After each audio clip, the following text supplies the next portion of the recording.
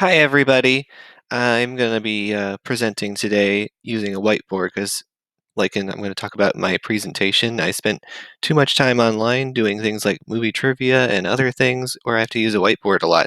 So I'm going to share with you my answers using whiteboard. By the way, my name is Andrew.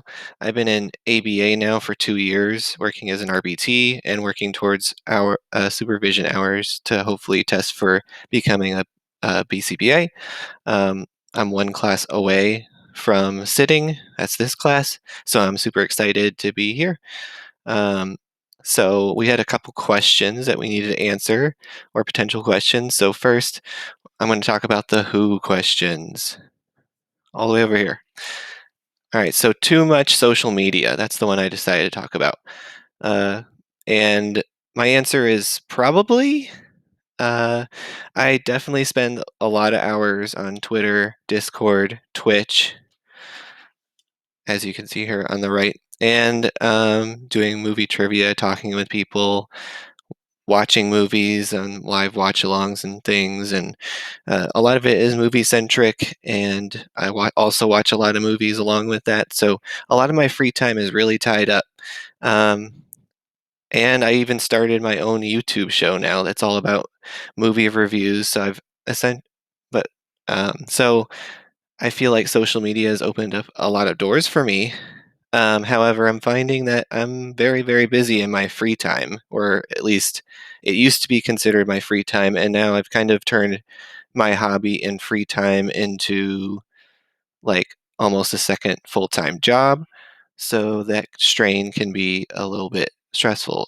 So kind of all that support from people, the people I interact with online, that have kind of given me the confidence to uh, take a step out there and do something outside my comfort zone is great. But it also means I've had a lot of reinforcement to maybe add way more to my plate than I should. So social media has been a little bit of a blessing and a little bit of a curse. It's been some of the most social years of my life the last couple 2 or 3 years through COVID and not and a little bit before. So that's my who answer.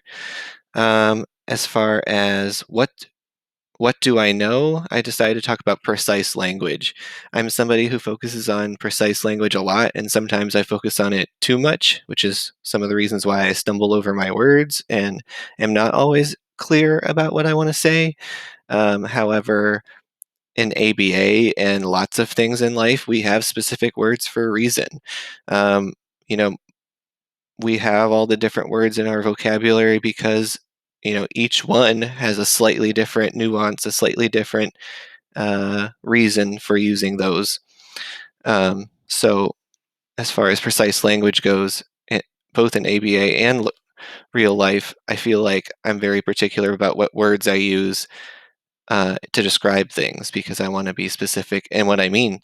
And within ABA, it's very important because the basic principles behind the vocabulary is what's guiding your thought process for problem solving.